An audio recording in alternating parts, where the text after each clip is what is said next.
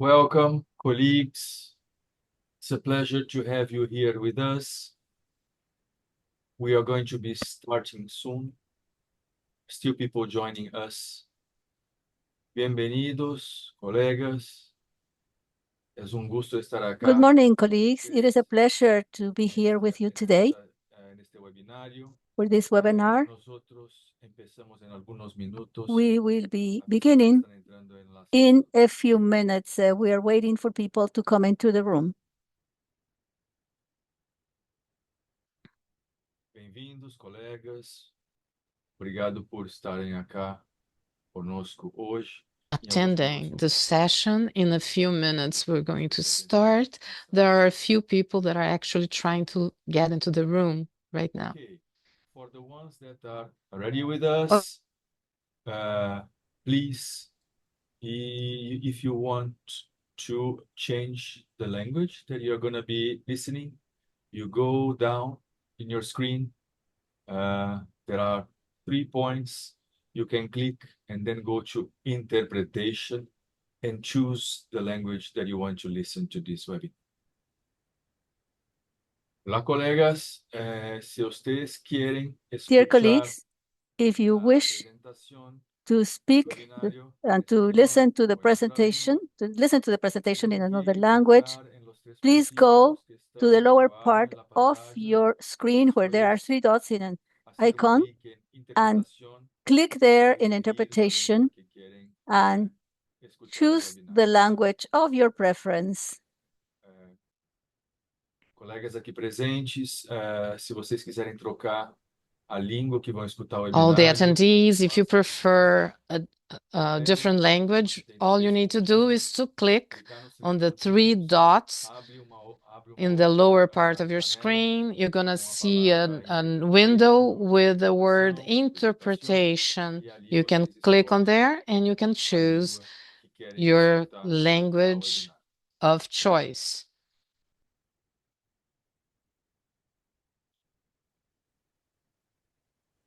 Okay. Okay.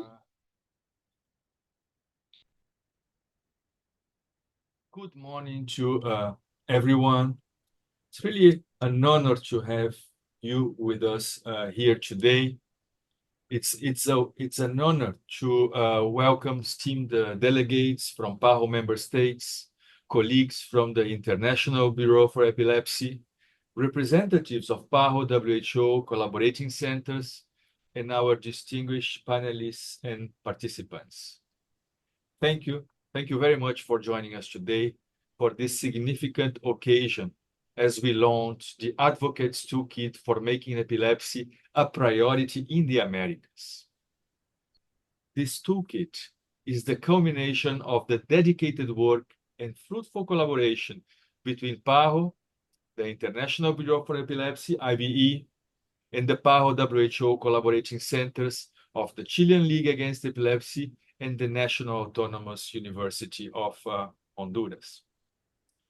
Epilepsy, a neurological condition characterized by recurrent seizures, is much more than a medical issue. It is a profound public health challenge that demands our immediate and collective focus. Approximately 5 million people are living with epilepsy across the region of the Americas. Epilepsy knows no boundaries, affecting individuals regardless of age, gender, or background. Despite its widespread impact, the condition is often surrounded in stigma, in misunderstanding, which can be worse than the seizures themselves. We all have a responsibility to ensure that all individuals, including those living with epilepsy, have the opportunity to live a life of dignity, fulfillment, and purpose. Through advocacy, we can raise awareness. We can really raise awareness. We can promote early diagnosis, and we can improve access to quality care, thus alleviating the societal challenges posed by this condition. By removing barriers and fostering understanding, we create an environment where individuals with epilepsy can thrive, and contribute their invaluable talents. This toolkit is a pivotal step in our advocacy journey. It is designed to empower civil society organizations, communities, and individuals with the knowledge and strategies needed to create and execute impactful advocacy campaigns. Together, we can transform our region into one where health equity is not just an aspiration, but a tangible reality for all. Thank you all for your commitment to advancing epilepsy care in the Americas.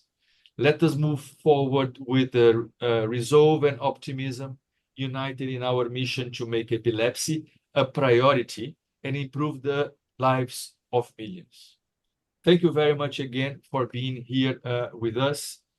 As we continue this webinar, I have the pleasure to pass the floor to Dr. Francesca Sofia, President of IBE, and Dr. Alicia Bogax, Vice President for Latin America, IBE. Welcome. Thank you for being with us today. Thank you, Renato, and hello, everyone. My name is Francesca Sofia, and I am the president of the International Bureau for Epilepsy, or IBE. It's a real pleasure for me to be with you today. For those of you who don't know IBE, we are the global voice of people with epilepsy. We have 160 chapters in 110 countries worldwide, and our vision is to achieve a transformational social change for people with epilepsy. To achieve this vision, our three strategic objectives are to serve and support our chapters in all regions, to empower and amplify the voice of people with epilepsy, and to make epilepsy a global public health priority. We are making major strides towards the attainment of these goals. A huge step forward, of course, happened in 2022 when the member states of the World Health Assembly unanimously approved the WHO's 10-year intersectoral global action plan on epilepsy and other neurological disorders, which we call IGAP. IGAP explicitly calls on governments around the world to strengthen the public health approach to epilepsy by increasing service coverage by 50%. In other words, improving access to care. But it also states that 80% of countries worldwide must update or create legislation that protects the human rights of people with epilepsy and eradicates the widespread stigma and discrimination that exist. 2 years have passed since IGAP was adopted, and IBE has been working hard across the world to keep our chapters with the tools they need to drive forward IGAP implementation in their countries and region. First of all, our global epilepsy needs study is underway. This landmark study will allow IBE to better understand the current unmet everyday needs of people with epilepsy and those who care for them. Argentina, Brazil, the USA, Canada are amongst our 15 focus countries. But the survey is also open to all people from all corners of the world, and I would encourage you to take part.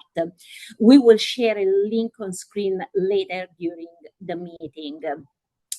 If we really know the current priority needs of our community, then we can ensure that our advocacy is directed most effectively. However, Listing needs is not enough. We also need to ensure that organizations and advocates who are part of our community at IBE have the advocacy skills and tools to make a change. To this end, we have launched our Global Epilepsy Leaders Program to build the capacity of epilepsy advocates and organizations worldwide. This program will include future leaders also from this region. We are also conducting a legislative mapping exercise in the Americas to understand where policies, plans, and programs are protecting the human rights of people with epilepsy, but also where such policies are discriminating against people with epilepsy. Once we know the needs, we have met the laws, and we have identified strong advocates, we then need to plan our advocacy actions effectively.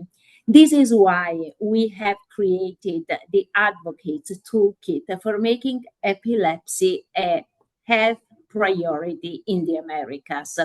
I won't say too much about this toolkit as my colleagues will present it later, but I will say that we were so pleased to work with PAHO on this, as it gives this work such credibility and makes it clear to us that the WHO regional office here continues to see epilepsy as a priority. This we see as a model for other regions to follow, and we look forward to working with you together in these endeavors over the coming years. Thank you. Of course, PAHO's interest in epilepsy is not new. Efforts to address epilepsy in the region are not new. Much work has already been done. Today is an opportunity to relaunch and accelerate these initiatives with renewed impetus. Therefore, I also want to thank IB's chapters in the region, our regional committee led by Dr. Alicia Botax, who will speak in a minute, our ILE counterparts, and all those who participated in the expert steering group brought together to lead this work. Too many to name, but all are acknowledged in the toolkit for their contributions. I also want to thank our designer, Jane Fair-Gabe, and of course, Mary Secco, who you will hear from shortly for leading this work. Big thanks to Melissa Murdoch and the Green Park Foundation, who provided resources to support this work.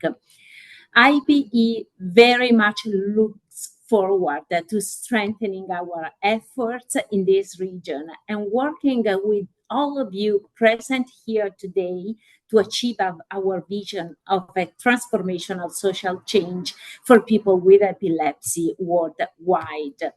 I will listen with much interest to the presentations and contributions from our regional experts and ensure that IBE is a key partner for all of you in the years to come as we address the impact and burden of epilepsy together. I hope this toolkit will be a key resource in informing and supporting these joint efforts.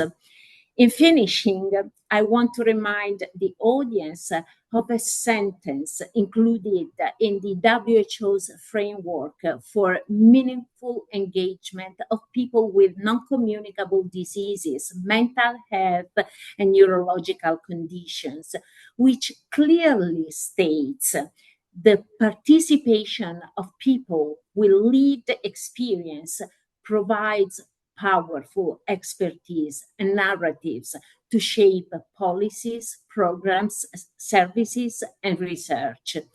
In fact, in the WHO's epilepsy technical brief, the engagement of the community and other stakeholders is listed as a lever for change. WHO states that we must mobilize society and organizations to understand the problems, define solutions, change attitudes, create networks, provide support, raise awareness, and reduce stigma of people with epilepsy. At the policy level, they state that we must ensure participation of organizations of persons with epilepsy in government decision making as early as possible so that they can be involved in designing policies and services in a transparent and inclusive manner. We must establish mechanisms for the inclusion of persons with epilepsy in their organizations in planning and managing services. And we must create sustained partnerships between civil society organizations, governmental bodies, scientific organizations, and organizations of people with lived experience working on epilepsy, and increase international collaborations. The IBE stands ready to do just that, ensuring lived experience leads our collaborative efforts in this region to ensure that IGAP implementation actions are real and meaningful. I trust that you will join us on this journey to 2031. Thank you once again. And I now leave the word to Dr. Bogacs, IBE Vice President for Latin America. Thanks again.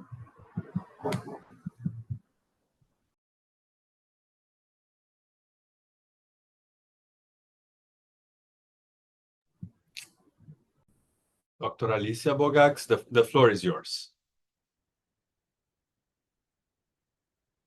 Doctora, tiene el micrófono bloqueado. Doctora Alicia. Dr. Alicia, your mic is muted. Mis disculpas.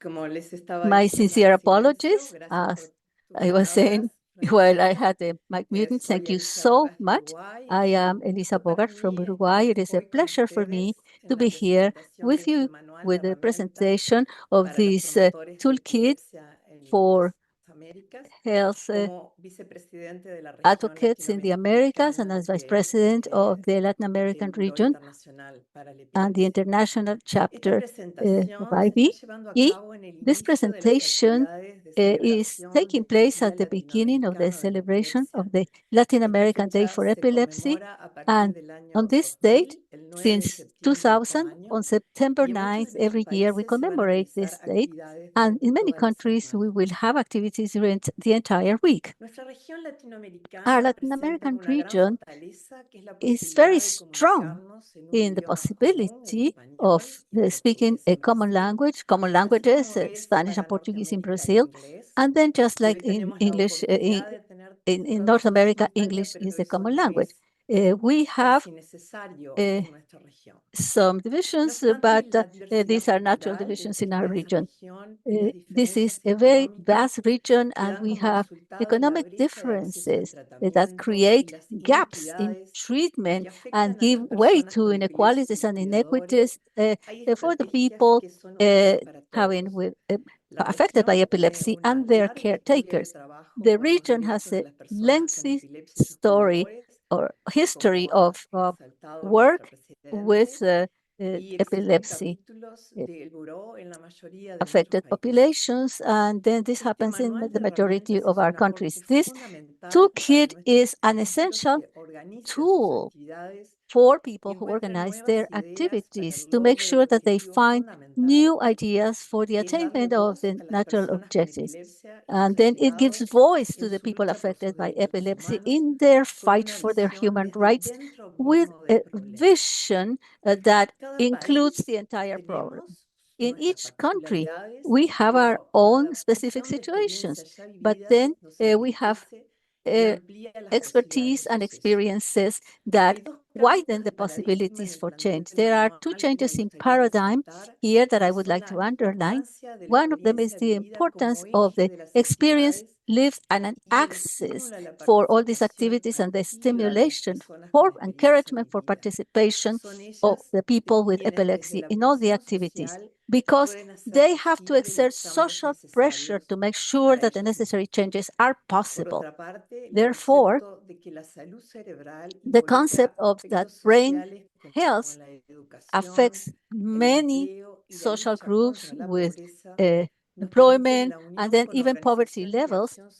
This has given way for the social organizations to widen their range of activities and extended it to other people that are affected by brain problems and neurological problems. In this effort, the different actors such as Pan American Health Organization, the International Bureau for Epilepsy, and other organizations that fight for human rights at the national and international levels can be powerful to face the challenges that are present always in the people affected by epilepsy.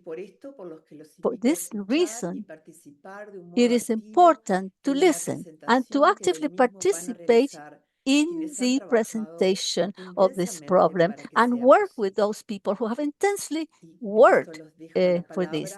And then I will now give the floor to Mary Seco and Maria Marta Bertoni, who are the real actors here. Thank you very much, Dr. Francesca Sofia, Dr. Alicia Bogax. Thank you very much for your very impactful words. Let's continue with our session today. I'll now pass the floor to Ms. Mary Seco, Director Epilepsy Southwestern Ontario and Chair of Global Outreach, IBE, and Ms. Maria Marta Bertoni, Chair of the IBE Community Council. They will present the PAHO IBE Advocates Toolkit for making epilepsy a priority in the Americas. Ms. Mary Seco, the floor is yours. Thank you so much. And I hope I didn't take over your screen when I decided to share mine. Can you see my slides? Yes, go ahead. Perfect. So I begin by just sharing that I've worked for a Canadian-based local epilepsy charity for the past 25 years. And my role has been to provide counseling to people with epilepsy across the lifespan. And I actually come to this presentation as an epilepsy advocate. When I present to people about epilepsy, it is reinforced to me that people with epilepsy require a proper diagnosis and access to safe and affordable medicines. But they also ask for social support to overcome the many challenges of living with epilepsy. Challenges that are faced in the school, in finding work, in driving, in accessing income support programs, and in managing the many comorbidities that impact behavior and mood. People with epilepsy want to live in a community that does not stigmatize them because they have recurrent seizures. They want to be socially accepted and included in their community. So I'm also the chair of the global outreach for the International Bureau for Epilepsy. IBE is a non-state actor in official relations with the WHO.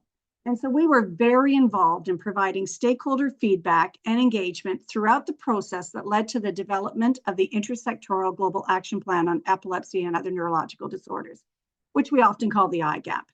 And I can't overstate how excited we were at the IBE in May 2022, when 194 member states, including 35 member states from this region, ratified this plan of action. This plan has the potential to transform care for 5 million people with epilepsy who live in this region. For us, it was global recognition of the burden of epilepsy and other neurological conditions. The people with epilepsy and their families, it opened the door to collaboration. The plan of action gives us hope. It has provided us with an unprecedented opportunity to work together to improve care. So today I feel privileged to have been invited to help launch the Advocates Toolkit for making epilepsy a priority in the Americas. This toolkit was co-developed by the International Bureau for Epilepsy in partnership with the Pan American Health Organization. The toolkit was developed to encourage the active involvement of stakeholders. Stakeholders are people with epilepsy, their family members, epilepsy organizations, and other nonprofit organizations, and people working to raise human rights issues related to epilepsy. This IBE PAHO partnership recognizes the importance of an intersectoral approach. And today's joint webinar is an example of the power of our collaboration, because together we are reaching a larger, more diverse audience, all of whom can play a key role in improving outcomes for people with epilepsy in the Americas. We are also reaching people in 3 languages. Thank you so much. Thank you so much for making this happen today. We gratefully acknowledge the input from the Americas Toolkit Steering Group, which was composed of people listed on this slide. The steering group included persons with epilepsy and their family members, IBE chapters across the Americas, the 2 collaborating centers, and professionals working in the field of epilepsy. Thank you to all involved stakeholders for your valuable insights and contributions to the toolkit. In particular, thank you to the families who shared their lived experiences, their perspectives, their dreams, their goals, their stigma experiences, and also their commitment to making epilepsy a health priority in their local community. Thank you to the amazing team at PAHO, who coordinated data for the report, provided oversight, and technical reviews. We are so pleased that these toolkits will be available on your intranet and website for use by healthcare providers and policymakers across the region. IBE would like to acknowledge the Green Park Foundation, which is a family foundation from the United States, as they provided funding to the IBE to develop the 2 toolkits, one in English and one in Spanish. We would also like to acknowledge a second US-based family foundation, the BAND Foundation, as they funded the prototype toolkit that was developed for use in the African region. And I'd also like to acknowledge Francesca Sofia, the current IBE president. I'm not sure that she mentioned that she is a mother of a daughter with intractable seizures, and she gives countless hours because the outcome of all of this work is so personal to her and her family. Thank you, Francesca, for all you do for IBE. A guiding principle of this intersectoral global action plan is the empowerment and involvement of persons with neurological disorders and their families. So why does this matter? Well, for people with epilepsy, it's a validation that they are experts and that they should be involved in creating a system of care that recognizes both their health and social care needs. Guiding principle E opens the door for people with epilepsy to meet with policymakers to collaborate and share their expertise. In the toolkit, you will find real-life stories contributed by people with epilepsy who strive to have full participation in their community. Advocates like Camilla from Cuba. From the age of 7, Camilla began to write and perform children's stories with a puppet she built. Camilla is committed to talking about her personal experience of living with epilepsy and cerebral palsy. Her greatest wish is to be free of seizures. Then there's also advocates like Cassidy Megan from Canada, who is the founder of Purple Day for Epilepsy. At age 12, Cassidy met with her local member of parliament. Together, they went to our national capital, where she spoke to politicians about how she felt alone and isolated living with epilepsy.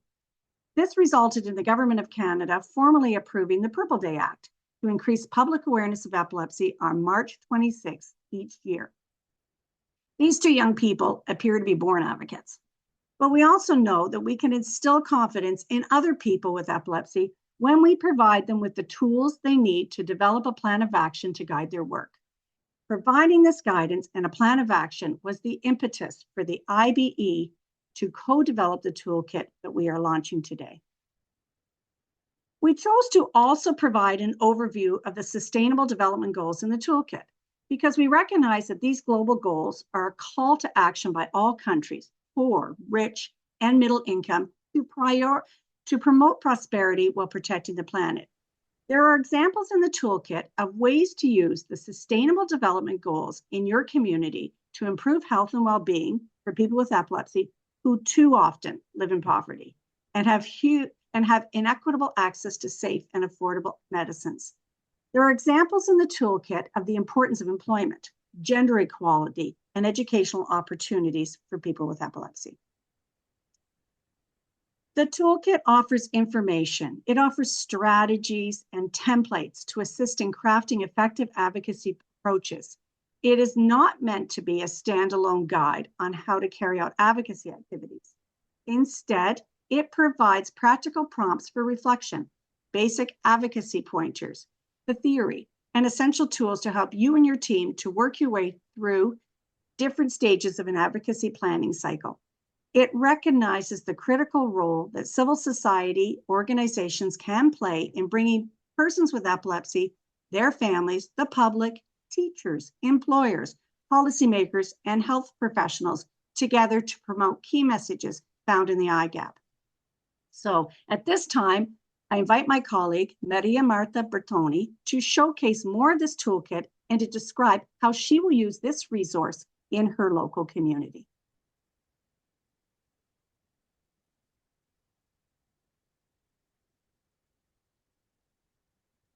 Gracias, Mary. Thank you, Mary. I don't know if you can hear me.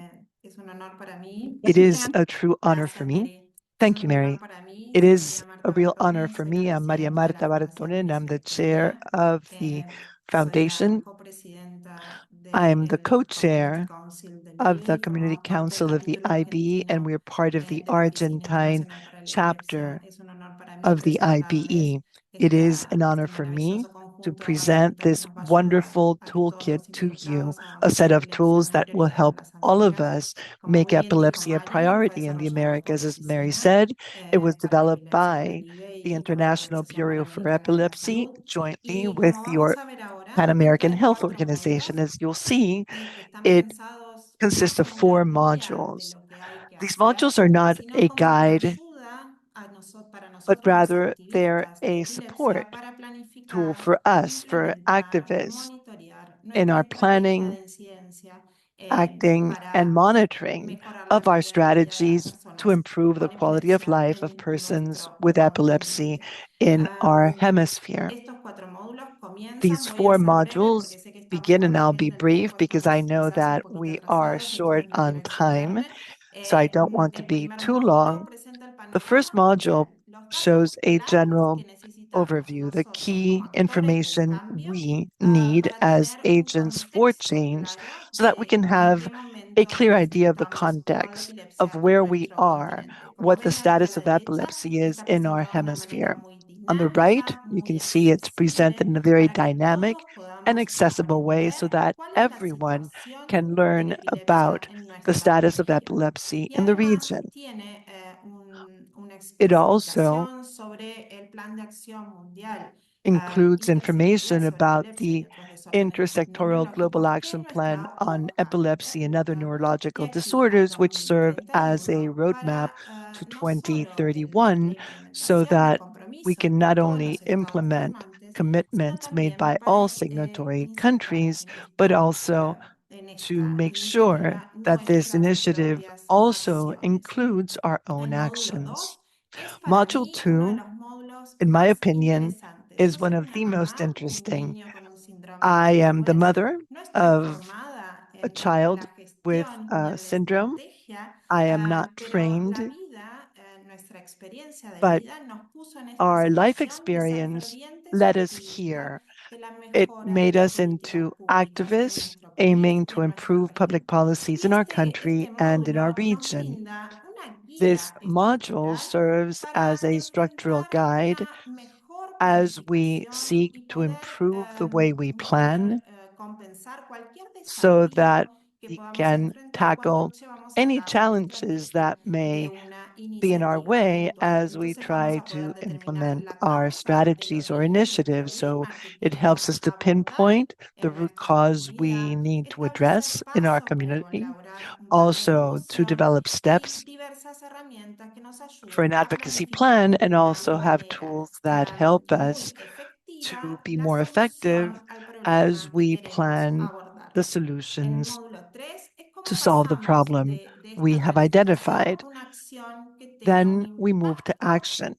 And this module deals with how to find effective ways to address the issues, not only to take action, but also to identify the tools we need to harness, for example, social media tools, other media, and how we can engage potential partners who can help us be more effective in our efforts.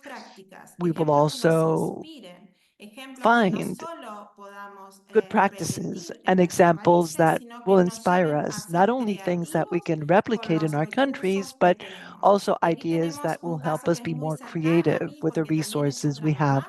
This is a case that is very dear to my heart. It's a mother from my country, Argentina. They live in a remote province far from the capital. Samira started having seizures as a newborn.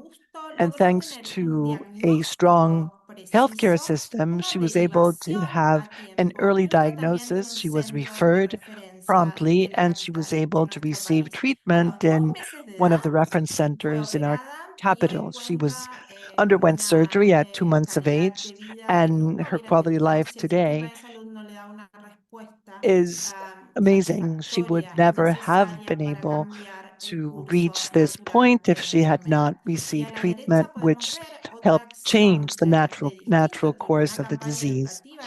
Then we can also see a different kind of action. It's a campaign carried out in Chile by the Chilean League to fight epilepsy. And the objective of this campaign was to do away with the stigma we know is associated with epilepsy around the world and in our hemisphere as well. And what it does is gauges different partners, celebrities, and other stakeholders which helped this campaign achieve success. And once we have looked at the context, the data, and we have identified the issues and how we are going to address them, then we can also start to look for ways to expand the scope of this initiative. We know that resources, be it time, financial resources, or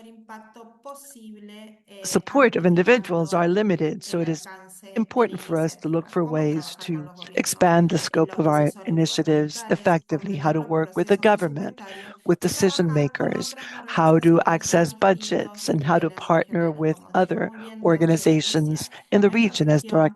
Alicia said very clearly, in our region, we don't have huge language barriers, which makes it easier for our countries to work together. Here you can see a beautiful photo of young people who are standing in front of the Capitol in Washington, D.C. This is part of an initiative that I think we can all use as a model. The toolkit has 2 annexes, and I like to think of it as a living toolkit.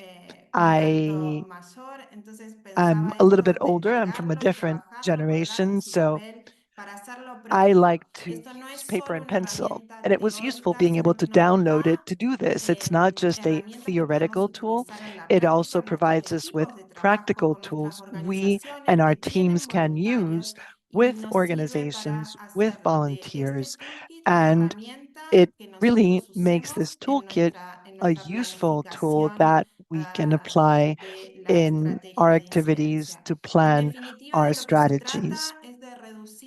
So the idea is to reduce the load carried by persons with epilepsy in the region, to do away with the stigma and bring down the barriers that prevent full inclusion of these individuals in the region. We thank the IBE, we thank the Pan American Health Organization for this wonderful tool, which is useful for all those of us who want to be agents of change and improve the quality of life of those who live with epilepsy in the region. On the IBE page, you can find the toolkit, you can download it, and I hope you will use it and disseminate it, share it with others. Thank you very much. Thank you very much, Mary Seco, Maria Marta Bertone. You have provided us with a very comprehensive description of the toolkit, its content, how to use it, and also what is the expected impact of the implementation of this toolkit. Thank you very much for this comprehensive explanation. Let's continue with our session today. I will give the floor to my colleague, Dr. Francisco Varela. He's a consultant on neurology here at PAHO, at the Department of Non-Communicable Diseases and Mental Health. He will be introducing our panelists and moderate panel discussion. Francisco, floor is yours. Muchas gracias, Renato. Nuevamente, buenos días y buenas tardes a todos. Thank you, Renato. Good morning and greetings to everyone. As Renato said, it is a real pleasure to introduce our distinguished panelists. They will each be sharing their knowledge and experience in the field of epilepsy. Today, we have Dr. Karima Acevedo, who's the president of the Chilean League on Epilepsy. She represents IB in her country and is a member of the Collaborating Center. Also, Ms. Nicole Vanderpool. Of Trinidad and Tobago, y el senador Dr. Juan Luis Castro. And Senator Dr. Juan Luis Castro. Para lo cual voy a solicitar la atención de los panelistas. I will ask the panelists to speak for a maximum of 5 minutes and answer a first round of questions. I will start with Dr. Karima Acevedo. Based on your experience, how do you think your center is making progress with the agenda of the action plan on epilepsy, and what are the main challenges you have identified? Well, the action plan provides us with a very good foundation to work in the region. And I would say that it picks up where the previous strategic plan left off, the plan developed for Latin America and the Caribbean, which was also designed jointly by IBE, IALAE, and PAHO by Drs. Medina, Acevedo, and Rodriguez. What is important about this plan is that it aims to promote work in the region, ¿no es cierto?, impulsar el compromiso de los gobiernos para mejorar strengthen the government's commitment to improve diagnosis, treatment, management, not only of epilepsy, but other neurological disorders as well. So as collaborating center, last year, we began to work with IBE in a workshop. We used a cross-cutting methodology with stakeholders to develop a diagnosis for the national plan in Chile, which included UN's SDGs. And I have to say that before the toolkit was developed, we prepared a diagnosis, and the idea was to learn how to train stakeholders, physicians, Ministry of Health staff, etc., to inform them about the plan. I think that was our first task as collaborating center. So we had engagements with the ministry's authorities as part of this initiative, and we didn't limit our efforts to our country. I think as a collaborating center, we also need to take action region-wide. There's only 2 collaborating centers in epilepsy in the world, and we're lucky to have both of them in Latin America. So we work jointly with the collaborating center in Honduras, and we're able to replicate the workshop with the Latin American Congress on Epilepsy in the Dominican Republic, where we had representatives of all countries in Latin America. So we were able to share the plan with them. It's very important. They were not familiar with it. And thus we're able not only to share the plan, but also train the participants. which included patients, included ministry officials from the Dominican Republic. So the idea was really to disseminate the plan and identify ways to improve working conditions. The other thing we did was to work with the Latin American Neurology Federation to include other neurological diseases as well. So our role is that to provide support, information, and to foster collaboration in the region. Thank you, Doctor, for sharing that experience and your success story. I'm sure it will be a model to be replicated elsewhere. To Ms. Nicole Vanderpool, and thanks in advance for sharing with us your enormous work on the field. So for our understanding, how does an NGO support advocacy work or in other words, from your perspective, how can the non-governmental organization effectively support advocacy effort for epilepsy awareness and care?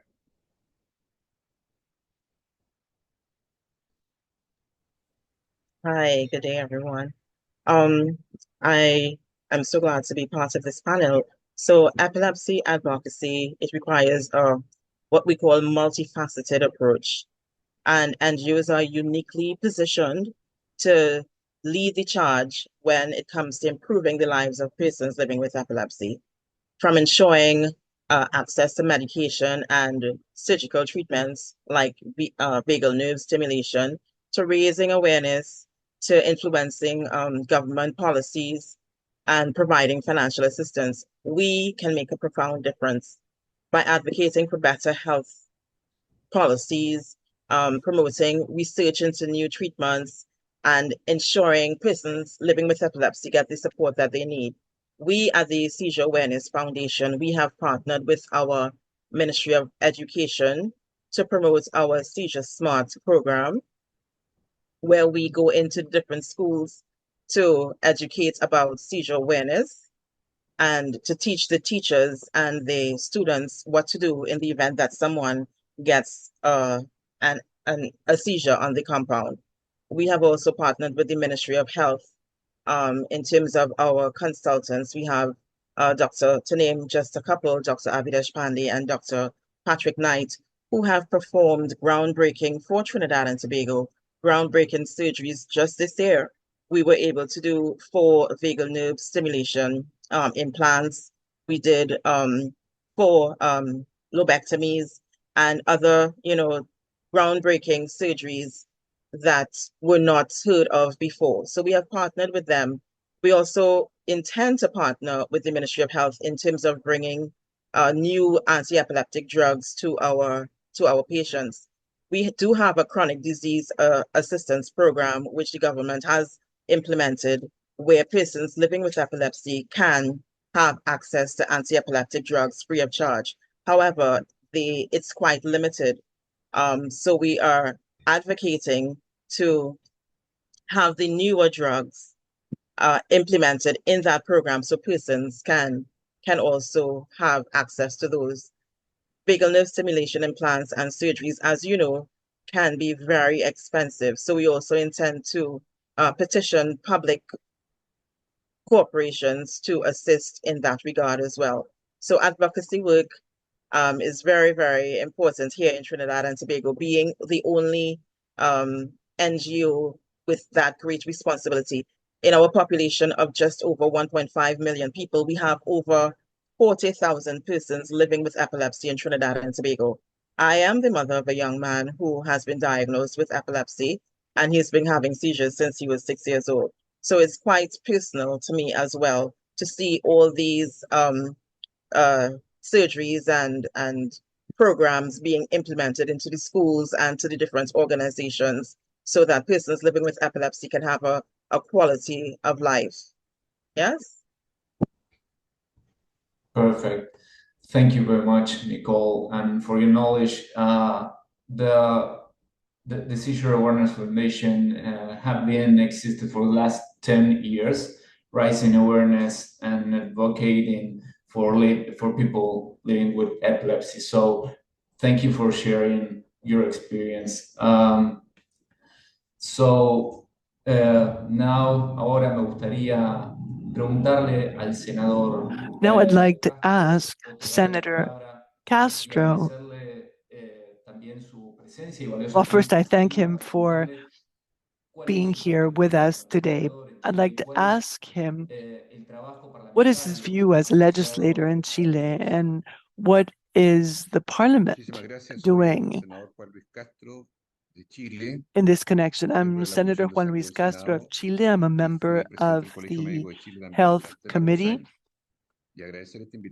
I am very grateful for the invitation to participate in this webinar, and thank you also to Mr. Ibarra, who I've known for many years and who is here with us today as well.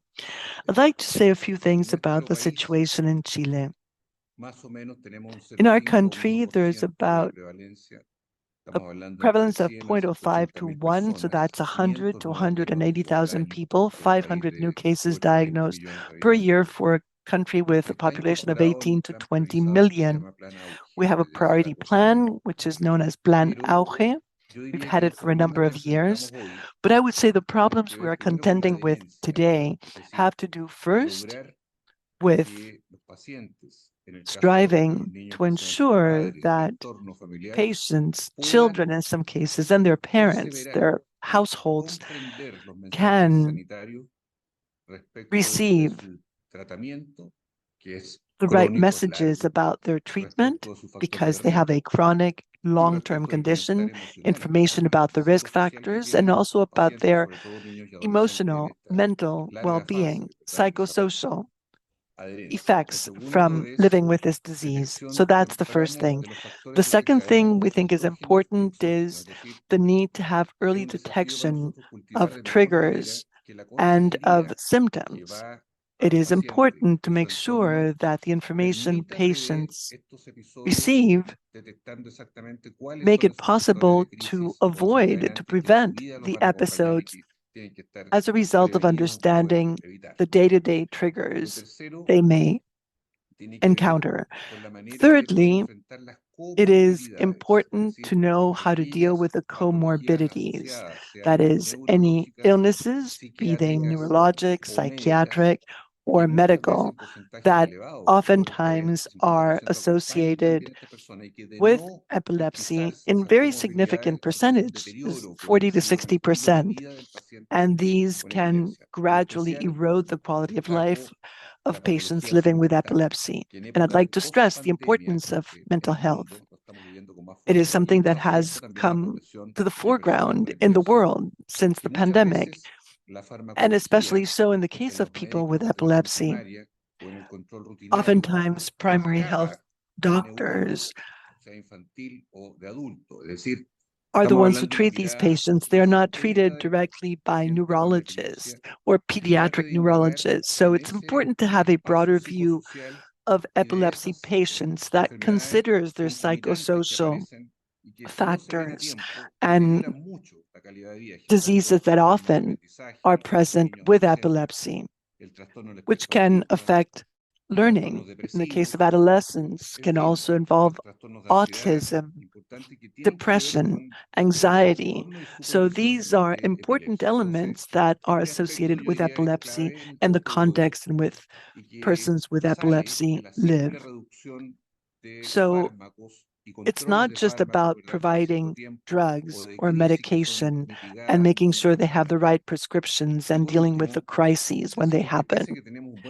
And lastly, I would like to say is that even though Chile has a very good medical coverage plan for epilepsy and refractory epilepsy, similar to other countries, I think that the stigma, which has been brought up here, the social stigma that often accompanies epilepsy, similar to tuberculosis in the Americas, why not say it, where there's a social rejection, there's discrimination, be it explicit or not, when it comes to jobs, society, schools, for those who are students. So that cultural environment which is hard to change. And that is where public policy comes in. I think that in Latin America, it is essential to do a better job there. We need to be more forceful. It's a disease that is not highly visible, but is relatively frequent. And oftentimes it is aggravated by the patient's socioeconomic status. The poorer or more vulnerable the epilepsy patient, the more the socioeconomic factors are brought to bear. So my final message on this point is we need to do more than what we've done in the past, which is simply to provide drugs and make sure that the prescriptions are correct, that they have the right dosage of anti-seizure medication. That is important, but we need to move beyond that. We need to look at the context in which these individuals live, and I think that should be the approach public health takes for this disease, which continues to be a chronic disease in our societies. Thank you for your very valuable time. We know that you're quite busy and your time is limited, so it's a real honor for us to have you here because you are able to offer us such a broad view of the issue and how it has been addressed in your country through legislation. So thank you very much for being here today. Finally, I would like to address all the panelists very briefly in 2 minutes. If you can tell us what is your opinion regarding the implementation of this epilepsy tool? First of all, Dr. Acevedo, what is your reaction to the implementation of this tool? What are the challenges? I think it is important to have this toolkit because this organizes the things that we have been doing. We can tell that this is actually a conversation between this plan and the IGAP. So this is parallel work.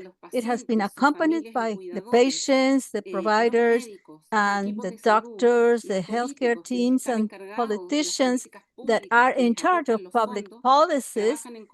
They are all working together with priorities for actions that are necessary. Last year, when we had this webinar on the IGAP plan in Chile, we started to work together with patients' families and to ask the Ministry of Health for their help in getting epidemiological statistics, because we started an organized lobby to be able to incorporate questions about epilepsy in the National Health Survey. We were able to do that.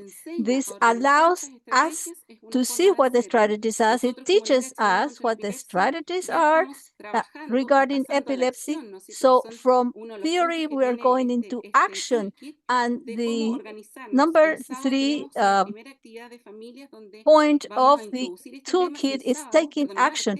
On Tuesday, we will be launching this with a webinar towards the entire region of Latin America to be able to teach about this tool. Thank you so much.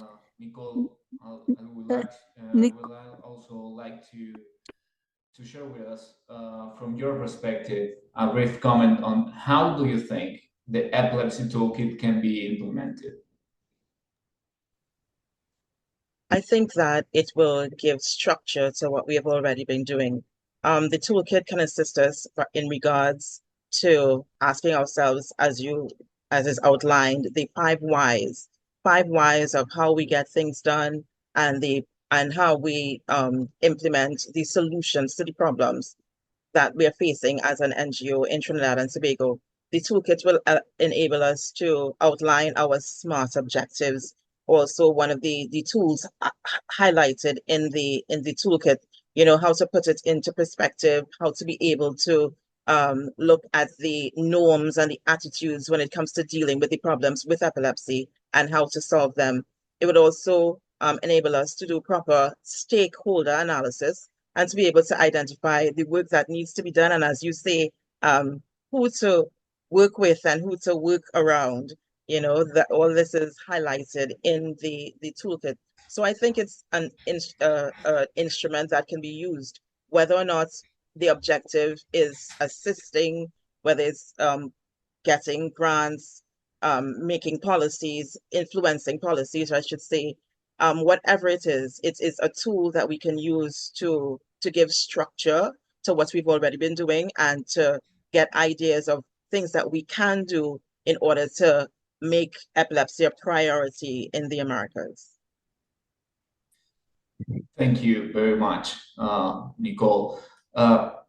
Senador Castro, creo que tuvo que Senator salir. De todas Castro maneras, had to leave, creo que ha respondido esta pregunta but en I think he presentación. has already answered this question Presentación. in his presentation. En conclusión, quería So in darle conclusion, muchas gracias a todos I nuestros would like to panelistas por thank sus all the valiosas panelists exposiciones, for your perspectivas. Además, ha sido una contributions, for your discusión muy initiatives. This enriquecedora, has been a very escuchando enriching gente que conversation, trabaja listening to your en el fields of campo work y in que the da sus field opiniones desde la vida real, from real con life diferentes experiencias. experiences.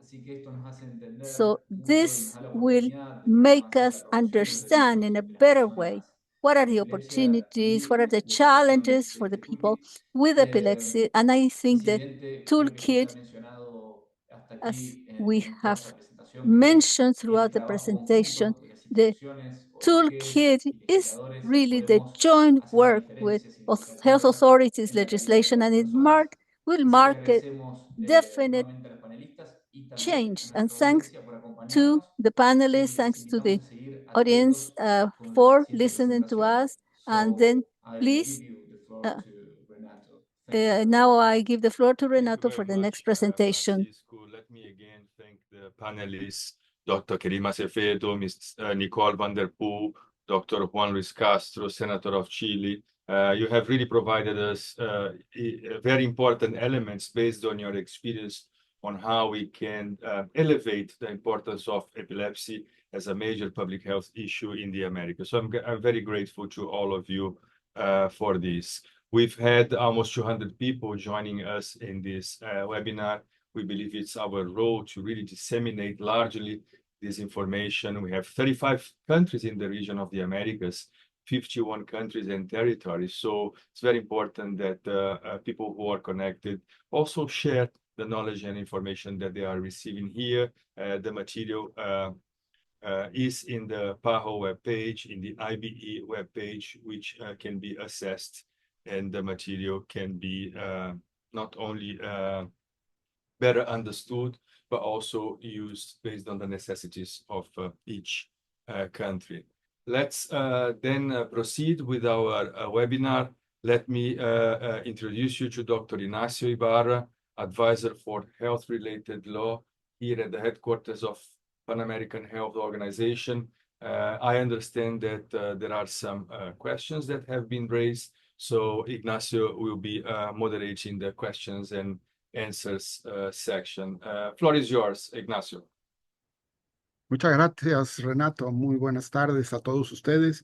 Good Bueno, yo afternoon, creo que ha sido totalmente and good afternoon enriquecedor to el all. This webinario has y been a la very utilidad cuando enriching ustedes webinar, revisen y and it analicen was so much esta more caja de enriching herramientas que when me parece you que es fenomenal review porque this tiene toolkit, una visión which totalmente has holística de qué es a lo que los holistic, países totally podrían holistic estar vision, haciendo and al then all efecto the de countries acercarse a lo que las políticas could públicas refer deberían de to it to be establecer. able to approach public policy En esta and to sección hemos include recibido algunas epilepsy. In this preguntas muy session, we breves, have received very también brief questions. nos hemos agotado de tiempo. We really have exhausted our Tenemos la time, solicitud de but Carolina then Ramírez, we have abogada de Carolina Colombia y Ramirez. también es She's una an persona con attorney epilepsia, from y Colombia. nos She dará un also breve comentario sobre suffers la from epilepsy, importancia and de she los will very marcos briefly make jurídicos some comments of the y legal para frameworks facilitar la to defensa be de los able to derechos de las personas con facilitate epilepsia the y cómo el defense of the toolkit puede rights of ayudar para ese people objetivo. with Carolina, por epilepsy, favor, and how the toolkit could be puede tomar useful el in that micrófono respect. y darnos su Carolina, comentario. you have the floor.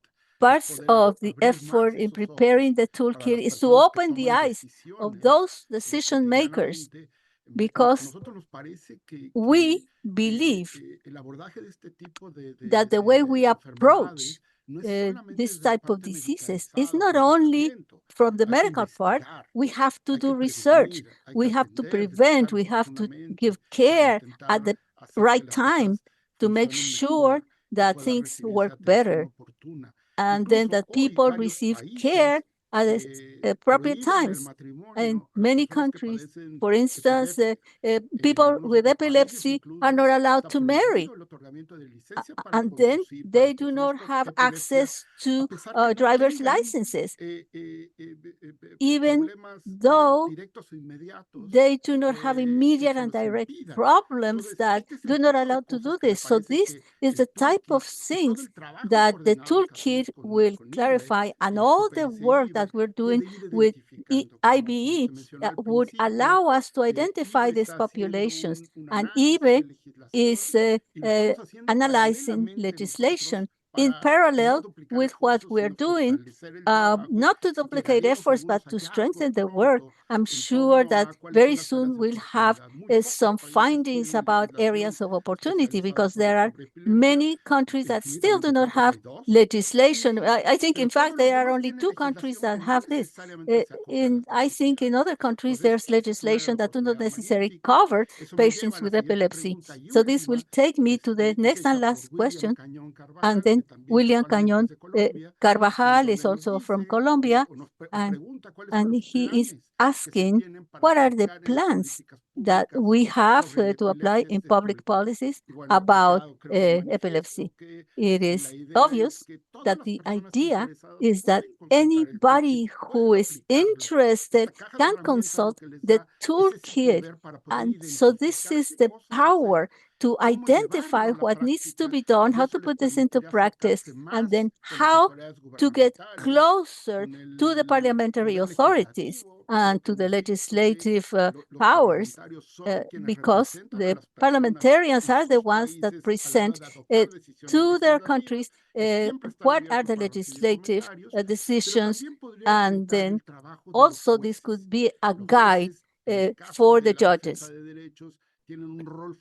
Judges do play a key role to make sure that things work when it comes to individual rights. So that brings this Q&A to an end. I thank all those who asked questions or responded to questions. So the floor is back to you, Renato.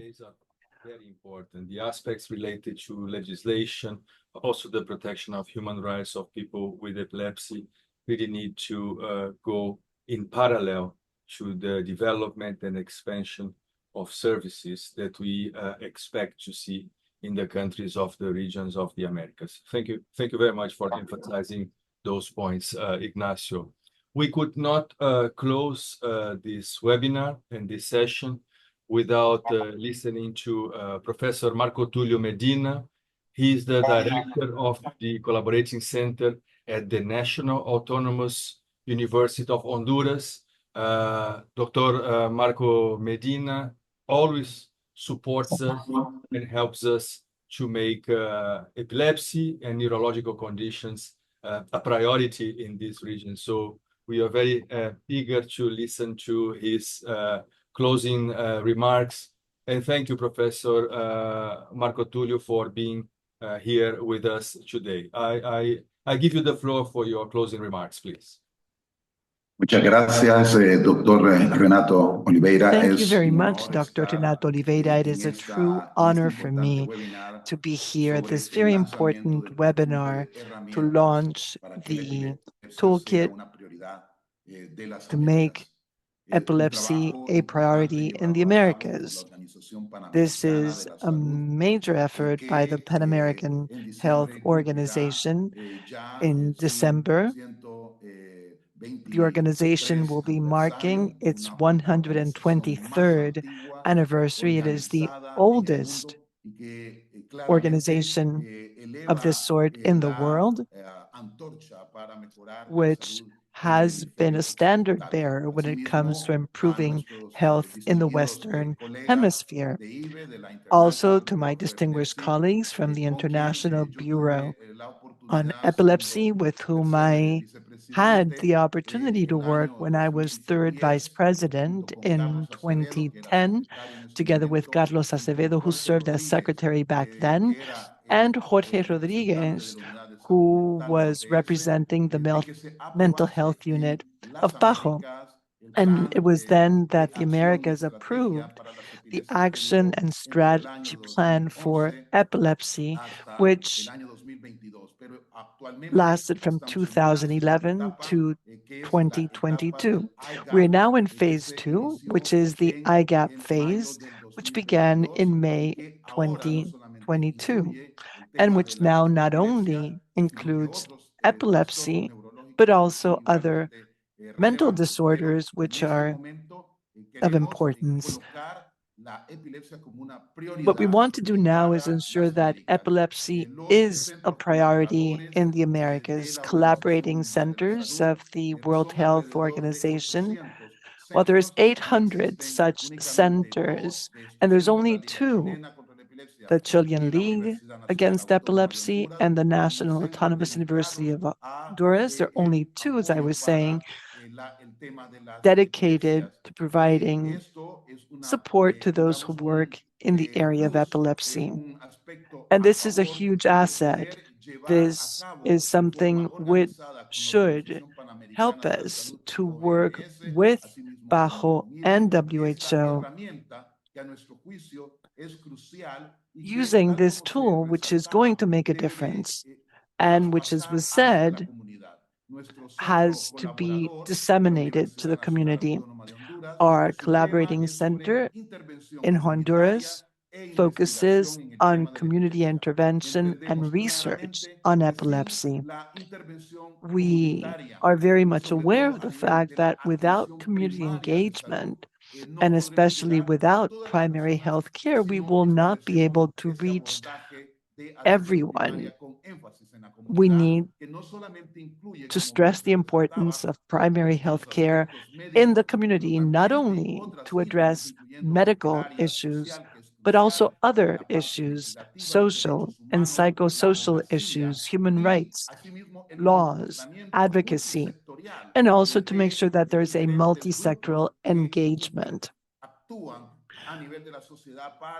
of different groups in society in order to truly make epilepsy a priority. So this toolkit clearly provides us with a means to do meaningful work, as was the mental health, the MH-GAP, which was another important tool we should mention. So we do have a series of tools which we must implement at the regional level, and I'm sure that with the Chilean League, the other collaborating center, and the IB and PAHO, we will be able to make progress at the regional level. But this is also something every country needs to address. Renato said that there's 50 and that we have 1 billion people living in this hemisphere. So I reiterate our commitment as a university. We are the leading university in the country. It was established in 1847, and our department was established in 1882. And we are firmly committed since 2016 to working side by side with the Pan American Health Organization.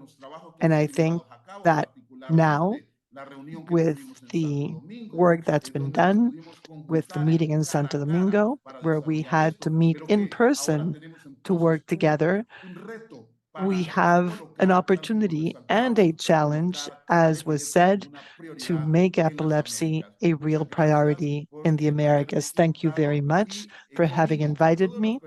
And I do urge all those who are listening to us, more than 200 participants have joined, to work together to achieve this great objective and to help those who live with epilepsy in this region and elsewhere in the world.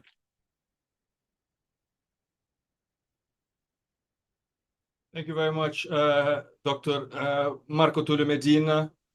Colleagues, we have reached the end of the webinar. I wish you a very good continuation of your day.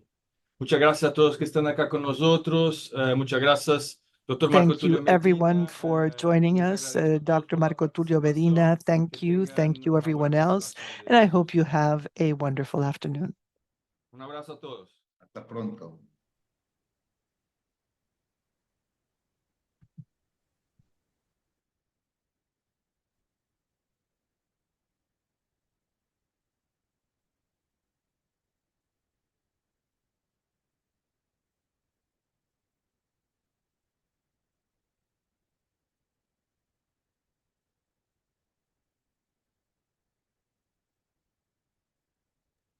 Gracias, Claudina, por todo. Muchísimas gracias. Todo excelente. Muchísimas gracias. Un placer conocerte.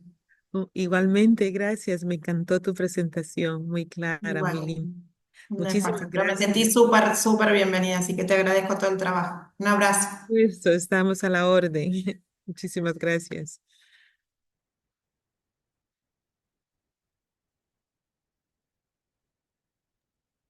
Gracias a todos.